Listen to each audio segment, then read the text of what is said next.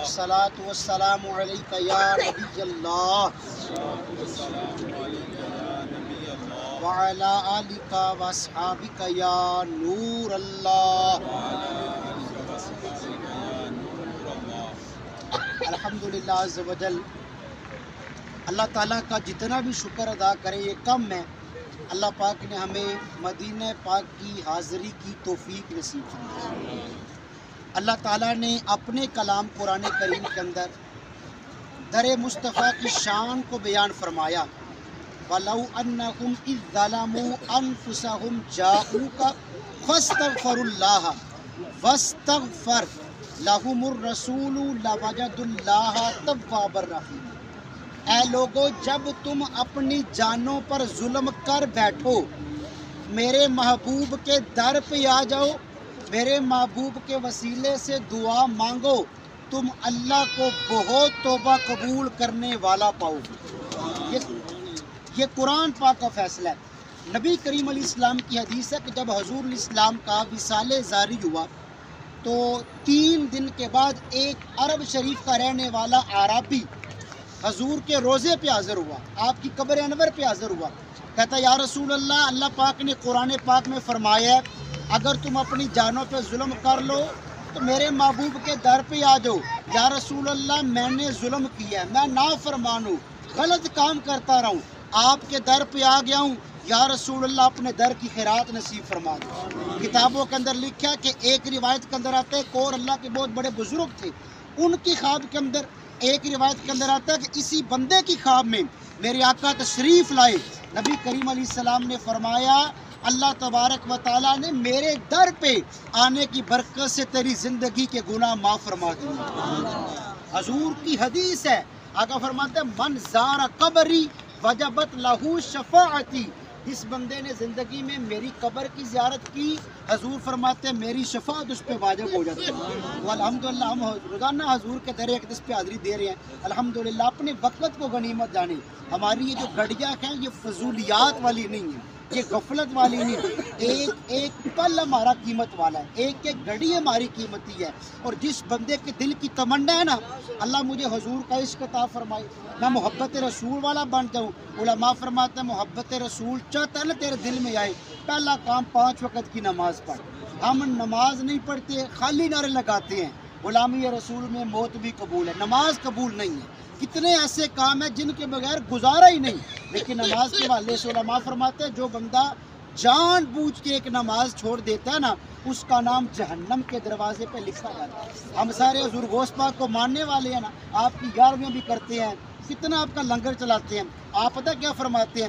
حضور غوث پاک شیخ عبد القادر جیلانی فرماتے ہیں جو بے نمازی ہے نا، بے نمازی، اسے تو مسلمانوں کے قبرستان میں دفن بھی نہیں کرنا چاہیے۔ بے نمازی کے بارے میں بہت سخت توعید ہے کہ معاذ اللہ اس کا خاتمہ بھی پتہ ہے ایمان پہ ہوتا ہے کہ نہیں۔ اللہ سے ڈرنا چاہیے، اللہ کی خفیہ تدبیر سے ڈرنا چاہیے۔ حضور غوث پاک رحمۃ اللہ تعالیٰ علیہ عید کا دن تھا تو آپ زاروں کی طرح رو رہے تھے۔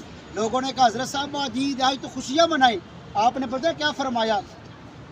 آپ نے فرمایا میری عید اس دن ہوگی جس دن میں ایمان سلامت لے کے دنیا سے چلا۔ ہم اپنے ایمان کی غور کریں، ایمان کی کوئی غور نہیں، اپنے ظاہر کو سنوارتے ہیں، اپنے باطن کی طرف ہم نظر نہیں کرتے۔ آقا کریم علیہ السلام نے ہمیں زندگی کے ہر شعبے کے بارے میں رہنمائی فرمائی، دعائیں بتائیں۔ بھائی بیت الخلاء میں جانے سے پہلے یہ دعا پڑھو، سونے سے پہلے یہ دعا پڑھو، کھانا کھانے سے پہلے یہ دعا پڑھو، سفر کی یہ دعا ہے۔ کتنی دعائیں ہیں، ان میں ایک دعا ہے شیشہ دیکھنے کی۔ ہمارے کمروں کے اندر شیشے آئینے لگے ہیں نا، شیشہ دیکھنے کی دعا پتہ ہے کیا ہے؟ حضور فرماتے ہیں اللہم انی حسنت خلقی فحسن خلقی۔ اس دعا کا مطلب یہ ہے یا اللہ جس طرح تو نے میری صورت کو اچھا بنایا نا اس طرح میری سیرت کو بھی اچھا بنا۔ یہ دراصل ہماری تربیت حضور کر رہے ہیں۔ ہم اپنے ظاہر کو تو سنوارتے رہتے ہیں، اپنے باطن کی غور نہیں کرتے۔ گناہ کر کر کے ہمارے دل سیاہی کی مانند ہو چکے ہیں۔ حضور کی حدیث ہے جو بندہ ایک گناہ کرتا ہے اس کے دل پہ سیاہ نقطہ پڑ جاتا ہے، سیاہ دبا لگ جاتا ہے۔ اگر وہ اللہ کی بارگاہ میں توبہ کر لے وہ نقطہ اتر جاتا ہے، اگر توبہ نہ کرے مسلسل گناہ کرتا جائے ایک وقت آتا ہے اس کا پورا دل گناہوں کی سیاہی سے پور ہو جاتا ہے۔ پھر نوبت یہ آتی ہے اس کے دل پہ کوئی نیکی والی بات کا اثر نہیں ہوتا۔ حکیم لقمان کتنا بڑا نام ہے، ہم سب نے سنا ہوا ہے نا، حکیم لقمان بڑے حکیم تھے جن کا ذکر قرآن پاک میں پوری سورہ لقمان ہے۔ ان کی سیرت کے اندر لکھا کہ یہ بچپن کے اندر ابتدائی دور میں کسی بندے کے گھر میں نوکر تھے، گھر کا کام کاج کرتے تھے۔ مالک کو پتا تھا یہ بندہ بڑے عقل والا، بڑی حکمتوں والا، بڑا ذہین ہے۔ ایک دن مالک نے کہا کہ لقمان میرے گھر میں ایک بکری ہے، ایک جانور ہے، اسے ذبح کرو، اس کی جو 2 ناپاک چیزیں میرے پاس لے کے آؤ۔ حکیم لقمان نے اپنے مالک کی اطاعت کی، بکری کو ذبح کیا، بکری کی زبان اور بکری کا دل مالک کے سامنے لا کے رکھ دیا۔ مالک کو پتہ چل گیا یہ زبان بھی ناپاک ہے، یہ دل بھی ناپاک۔ مالک کہتا ہے یہ لے جاؤ۔ اب بکری کے جسم کے اندر جو سب سے زیادہ 2 پاک چیزیں ہیں نا وہ لے کے آئے۔ حکیم لقمان وہی برتن پلیٹ تشتری اٹھائی، دوبارہ دل اور زبان لے کے مالک کے سامنے۔ مالک کہتا ہے جب ناپاک چیزیں مانگی پھر بھی یہ پیش کی، اب پاک مانگی ہے پھر بھی اس کی وجہ کیا ہے؟ آپ نے پتہ کیا فرمایا؟ آپ نے فرمایا کیا میرے مالک اگر بندے کے جسم کے اندر دل بھی درست ہو جائے نا، زبان بھی درست ہے، ان سے پاک اور کوئی چیز نہیں ہے۔ اور اگر یہی دونوں غلط ہو جائے، زبان پہ بھی لوگوں کی عیب، لوگوں کی چغلیاں، دل پر بھی شیطانی ڈیرے، تو پھر ان سے اور کوئی بھی جسم کے گندے اوزار نہیں۔ ہم اپنے اوپر غور کریں نا، حضور کے شہر میں ہم اپنی تربیت سیکھ رہے ہیں کہ ہم عمرہ شریف کرنے آئے ہیں، ہمارے گھر والوں کتنی خوشی ہے جی ہمارے بزرگ عمرہ کر رہے ہیں، یہ 21 تاریخ کو واپس آ رہے ہیں۔ اب واپس جا کر بھی معاذ اللہ ہماری زبانوں پہ گالیاں ہو، واپس جا کر بھی لوگوں کے عیب ہو، لوگوں کے گلے ہوں، کوئی نماز کی پرواہ نہ ہو، تو پھر مجھے اور آپ کو سوچنا چاہیے ہماری حاضری کا مقصد پورا نہیں ہوتا۔ امام غزالی رحمۃ اللہ تعالیٰ آپ سے پوچھا گیا کہ حضرت بتائیں بندے کو کیسے پتہ چلے کہ اس کا حج یا عمرہ قبول ہو چکا ہے؟ آپ نے فرمایا یہ تو مشکل کام ہی کوئی نہیں، ہر بندہ خود ہی چیک کر سکتا ہے۔ اس بندے کے پاس مشینری موجود ہے، وہ چیک کر سکتا ہے کہ میں نے حج کیا عمرہ کیا قبول ہے کہ نہیں۔ لوگوں نے کہا وہ کیسے؟ آپ نے فرمایا حج کرنے جا رہے ہو، عمرہ کرنے جا رہے ہو، جو برے کام پہلے کرتے تھے واپس آ کے اگر ان سے توبہ کر لیا تمہاری حاضری اللہ نے قبول فرمایا۔ ٹھیک ہے، ہم میں سے یقین کریے ہم بڑے گناہ گار ہیں، ہر بندے کو اپنا پتہ ہوتا ہے، لیکن یہ وہ در ہے جہاں پر گناہ گاروں کی سنائی ہوتی ہے، یہ وہ در ہے جہاں پر رحمتوں کی بارشیں ہوتی ہیں، یہ وہ در ہے جہاں پر آنے والا کبھی کوئی خالی ہاتھ نہیں لوٹتا۔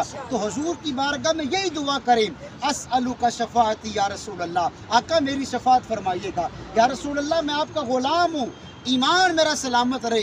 جتنی بھی دعائیں ہم مانگتے ہیں دنیا کے لیے، آخرت کے لیے بھی کوئی دعا کریں، یہ دعا کریں یا اللہ مجھے ایسا بنا دے کہ میں تجھے بھی پسند آؤں، تیرے محبوب کو بھی پسند آؤں۔ ہماری تو یہ کیفیت ہو جس گلی محلے سے گزر کے جائیں نا لوگ یہ کہنے پہ مجبور ہو جائیں یار دیکھو وہ غلام مصطفیٰ جا، فنا اتنا تو ہو جاؤں میں تیری ذات عالی میں، جو مجھ کو دیکھ لے اس کو تیرا دیدار ہو جائے۔ ہمارا حضور کی سنتوں پہ کیسا عمل ہے؟ آقا کریم علیہ السلام کی ذات پہ اللہ نے ہمارے لیے پورا قرآن پاک نازل فرمایا، کتنا علم حاصل کرتے ہیں معاذ اللہ، اللہ تعالیٰ معاف کرے۔ ہماری کیفیت یہ ہے ہم درست تلفظ سے قرآن بھی نہیں سیکھ سکتے، درست تلفظ سے ہمیں نماز بھی نہیں آتی۔ اور یہ یاد رکھے زبر کو زیر پڑھ دیا، زیر کو پیش پڑھ دیا، قرآن پاک کا مطلب تبدیل ہو جاتے۔ سورۃ فاتحہ سارے پڑھتے ہیں نا، صراط الذین انعمت علیہم، یا اللہ ہمیں ان لوگوں کی راہ پہ چلا جن پہ تو نے انعام فرمایا۔ اگر ہم قرآن پاک کو نہیں سیکھیں گے، ہمیں زیر زبر کا نہیں پتہ ہوگا۔ اگر کوئی بندہ انعمتا کو انعمتو پڑھ دے، تا پہ پیش، تو معنی پتہ کیا بنے گا؟ معاذ اللہ یا اللہ تعالیٰ ہم نے تیری ذات پہ انعام کیا۔ یہ باتیں سیکھنے والی ہیں۔ بعض اوقات بندے کے ذہن میں وسوسہ آتا ہے، ہماری خواتین موجود ہیں، آپ بھی کہ یار میری بڑی عمر ہو گئی ہے، اب میں بڑھاپے کو پہنچ چکا ہوں، میں بڑھاپے کو پہنچ چکی ہوں، اب مجھے نا مسئلے پوچھتے ہوئے شرم آتی ہے۔ بھائی دنیا کے اندر ہمیں شرمانا نہیں چاہیے، اگر آج شرم کرتے رہیں گے قبر میں سرکار کو کیا منہ دکھائیں گے؟ قیامت کے دن اگر حضور نے فرمایا یہ میرا غلام تو تھا مگر تھا گناہ گار، کیا بنے گا یار ہمارا؟ اللہ تعالیٰ کی بارگاہ میں کچہری لگی ہوگی، نفسا نفسی کا عالم ہوگا، نہ باپ اپنے بیٹے کو پہچانے گا، نہ ماں اپنی بیٹی کو پہچانے گی۔ اس وقت جس خوش نصیب کو اس کا نامہ اعمال دائیں ہاتھ میں پکڑایا جائے گا نا وہ فلاح پا جائے گا، جس کا نامہ اعمال بائیں ہاتھ میں ہوگا وہ سمجھ لیں کہ میں نے دنیا کے اندر ہے کہ رب و رب کے رسول کو راضی نہیں کیا۔ اور یہ یاد رکھیں ہمارے تو مزے تب ہیں، اللہ پاک فرمائے اقرا کتاب 29واں پارہ قرآن پاک کی آیت ہے، اللہ فرمائے گا پکڑ اپنا نام اعمال، تیری پوری ریکارڈنگ ہمارے پاس ہے، پوری تحریر پورا کھاتا ہمارے پاس ہے، ذرا سنا کیا کیا کرتا تھا. مزہ تو تب ہے جب ہم اللہ کی بارگاہ میں بولے تو یہی کہیں کہ اللہ صبح اذان سنتا تھا تیرے گھر میں آ جاتا تھا, تیرے قرآن کی تلاوت کرتا تھا, ماں باپ کی خدمت کرتا تھا, بہن بھائیوں کے حقوق پورے کرتا تھا. ایسا نہ ہو ہمارے نامہ اعمال میں شراب نوشی لکھی ہو, ہمارے نامہ اعمال میں زنا کاری لکھی ہو, ہمارے نامہ اعمال میں ماں باپ کی بے ادبی لکھی ہو. آج وقت ہے اللہ کی بارگاہ میں توبہ کرنے کا. آج ہمارے اندر سب سے بڑی کمزوری پتہ کیا ہے؟ ہم بدگمانی بہت کرتے ہیں. کوئی میرے سامنے بزرگ کھڑے ہیں نا, اب ان سے میری بات نہیں ہوگی, ان کے بارے میں غلط خیال آئے گا. ہو سکتا ہے جس چیز کے بارے میں میرے ذہن میں بدگمانی ہے, جب ان سے ملاقات ہو تو وہ چیز نکلے ہی کوئی نہ. بندہ پھر خود جو ہے نا شرمندہ ہوتا ہے. ہمیں اس بات پہ غور کرنی چاہیے. آخر میں آپ سے سوال کرتا ہوں یار, میں آپ کے بارے میں کہتا ہوں فلاں بندہ بڑا برا ہے, فلاں بندہ بڑا جو ہے نا گناہ گار ہے. آپ کو اللہ نے رات کے وقت توفیق دے دی, میں تو گھر میں سو رہا ہوں, آپ کو توفیق ملی, آپ اٹھے, غسل کیا, وضو کیا, مصلی پہ کھڑے ہو کے اللہ کی بارگاہ میں توبہ کے نفل پڑھے, تہجد کے نفل پڑھے, راتوں رات آپ کی رب سے صلح ہوگی. میں کس کھاتے کے اندر ہوں کہ آپ کی غیبتیں کر رہا ہوں؟ ہمیں غور کرنا چاہیے نا. امام شارانی رحمۃ اللہ تعالیٰ پتہ کیا فرماتے ہیں؟ فرماتے ہیں اللہ تعالیٰ نے ہر بندے کے جسم کے ساتھ 2 تھیلیاں لگائی ہیں, 2 لفافے لگائے ہیں. ایک تھیلی جسم کے آگے کی جانب ہے, ایک جسم کے پیچھے کی جانب ہے. جو تھیلی جسم کے پیچھے ہے نا, اس میں اللہ نے بندے کے اپنے عیب رکھے ہیں. جو آگے کی جانب ہے اس میں اللہ نے لوگوں کے عیب رکھے ہیں. پھر میں افسوس ہمیں لوگوں کے عیب نظر آتی ہیں, اپنے عیب میں نظر نہیں آتی. غور کرنی چاہیے. اللہ تعالیٰ ہم سب کو یہ چند باتیں اصلاحی ہیں, ہماری تربیت والی ہیں, ان پر عمل کرنے کی توفیق عطا فرمائے.